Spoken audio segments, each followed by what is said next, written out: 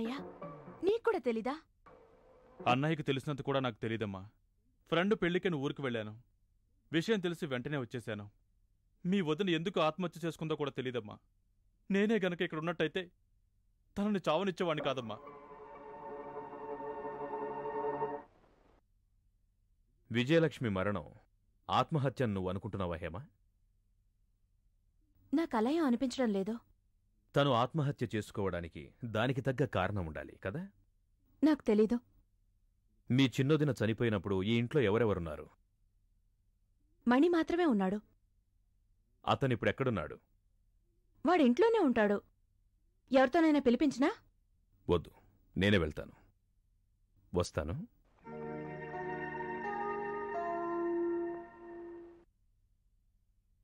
ఒరే మణి, ఏనేరా ఢిల్లీ నుంచి వచ్చిన వకీలు? మా అయ్యగారిని కాపాడడానికి వచ్చిన దైవం మీరేనయ్యా. నమస్కారం అయ్యా. మణి, నేనడిగిన దానికి సమాధానం చెప్పు. అడగండి అయ్యా. విజయలక్ష్మి చనిపోయినప్పుడు నువ్వు ఇంట్లోనే ఉన్నావా? అవునండి అయ్యా. ఆ రోజు ఏం జరిగిందో సరిగ్గా చెప్పు. ఆ రోజు కోర్టులో అంతా చెప్పానే. పర్వాలేదు, నాకు కూడా చెప్పు.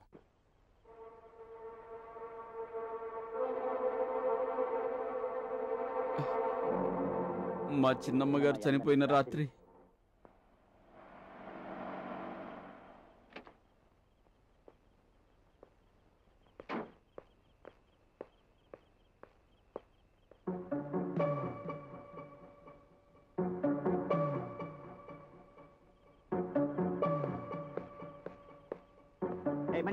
ఏ మణి, లేవరా.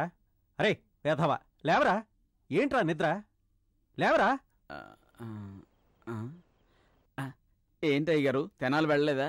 అరే తొందరగా తాళం తీరా, లోపల ఏదో కాలుతున్న వాసన వస్తుంది.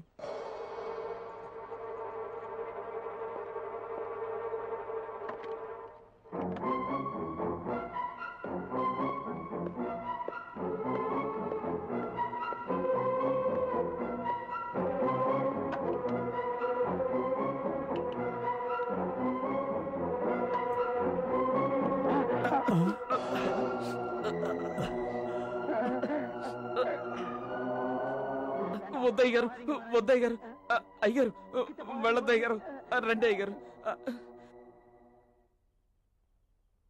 అప్పుడు తెలిసింది చనిపోయింది చిన్నమ్మ అని. అక్కడ నువ్వింకేమైనా చూసావా? ఏమి చూడలేదండి. ఇంట్లో ఆవిడున్నప్పుడు బయట తాళం ఎందుకేయడం? పైన చిన్నమ్మటికి ఒంటరిగా ఉన్నారు, ఇంట్లో ఎవరు లేరు. నేనే బయట తాళం వేసి పడుకున్నాను. లోపలెందుకు పడుకోలేదు? నేనెప్పుడు బయటే పడుకోవటం అలవాటు. ఆత్మహత్య అని మొదట్లో పోలీసులు కూడా అనుకున్నారు. ఆ తర్వాత హత్య అని ఎందుకన్నారు?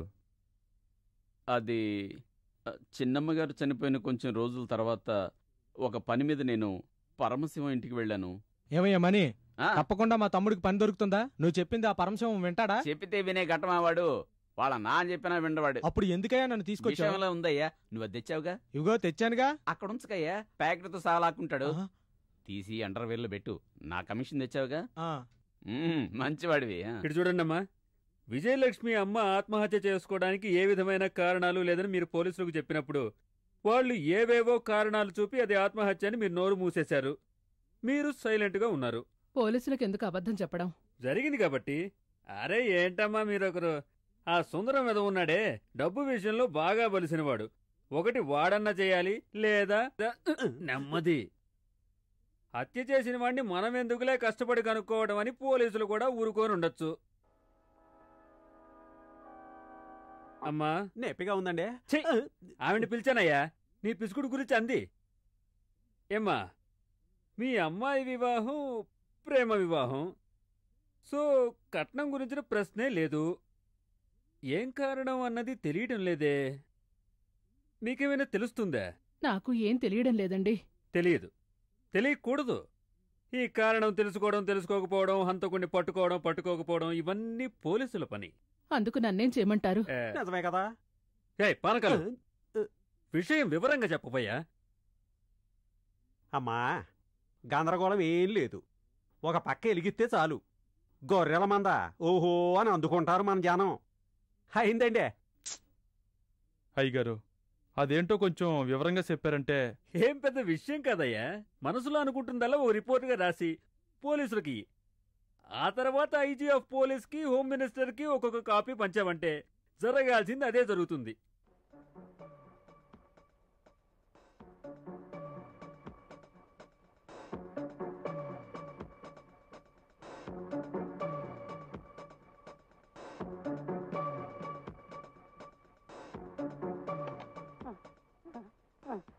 అయ్యగారు, రేయ్, ఏంట్రా పరిగెత్తుకుంటూ వచ్చావు? ఏమైంది? చెప్పరా. మన చిన్నమ్మది ఆత్మహత్య కాదంట, హత్య అంట. హత్య? ఎవరు చెప్పారు? చిన్నమ్మ వాళ్ళ అమ్మ, చిన్నమ్మ వాళ్ళ అన్నయ్య పోలీస్ ఐజీకి మినిస్టర్కి కంప్లైంట్ చేస్తారట. ఆ విషయం నీకెలా తెలిసింది? వాళ్ళు ఆ పరమశివం ఇంట్లో మాట్లాడుకుంటుంటే నేను విన్నాను అయ్యగారు. ఓ, ఇదంతా పరమశివం ప్లానా? అవును, వాళ్ళెందుకు వాడితో కలిశారు? వాళ్ళని ఆడిస్తూ వేడుక చూడటానికంట. పరమశివం ఆడించినందువల్ల జనం అందరూ రోడ్ల మీద పోరాటాలు, ఆడవాళ్ళ నిరాహార దీక్షలు చేయటం ప్రారంభించారు. పోను పోను మా అయ్యగారు సుందరయ్యని హంతకుడనటం మొదలుపెట్టారు. ఈ విధంగానండి ప్రాబ్లం మొదలైంది.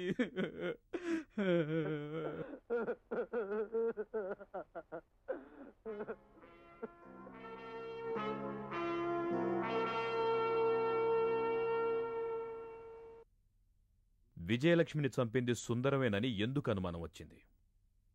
మొదట్లో అసలెవరికీ అలాంటి అనుమానమే రాలేదు. పోను పోను అనుమానం వచ్చేలా చేశారు. ఆ తర్వాత పేపర్లో న్యూస్ వచ్చింది. హోంమంత్రి కూడా ఈ కేసులో ఇంట్రెస్ట్ చూపించినట్టు తెలిసింది.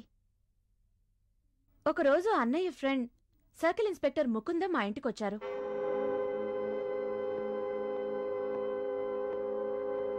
రారా ముకుందం, ఏంటి ఆశ్చర్యంగా ఉంది? మీరిద్దరూ చెట్టాపట్టాలేసుకుని వచ్చారు. మణి, 2 కాఫీ తీసుకురా. వద్దురా.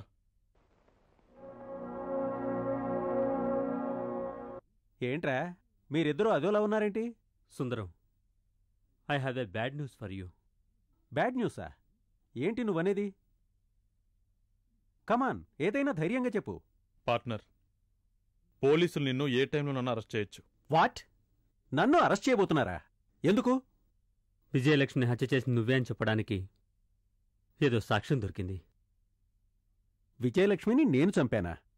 నాన్సెన్స్, వేళాకోళమా? సారీ సుందరం.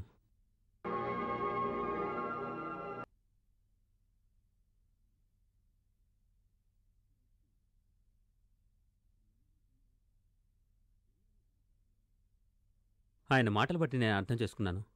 బాబు, ఆయన్ని హంతకుడు అంటున్నారే, ఎవరైనా నమ్ముతారా? మాకు అన్యాయం చేయాలనుకుంటే వాళ్ళు బాగుపడరు. కొంచెం మాట్లాడకండి. ముకుందం, నా మీద సందేహపట్టానికి కారణమేమై ఉంటుంది? అది కళ్యాణ్. పార్ట్నర్,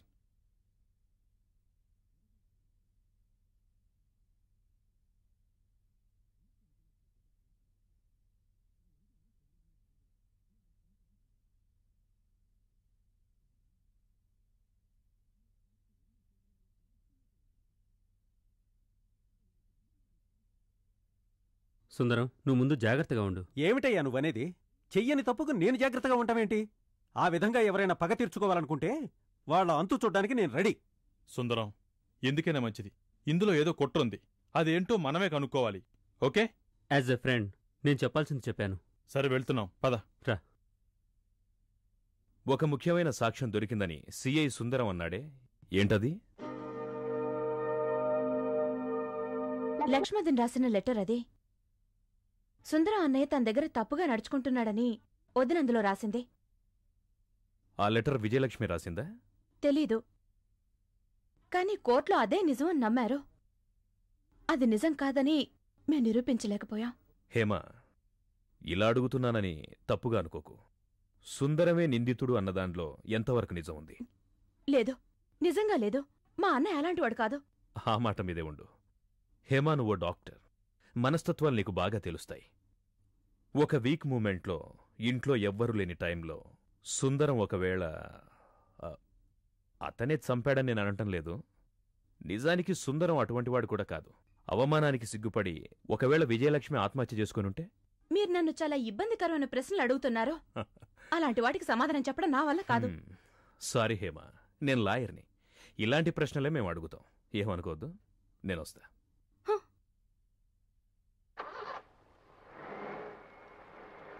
ఏ మణి ఏట్రా? వస్తున్నానయ్యా.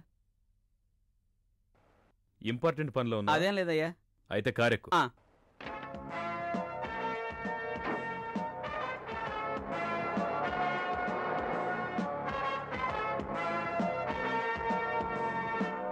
మణి, ఆ పరమ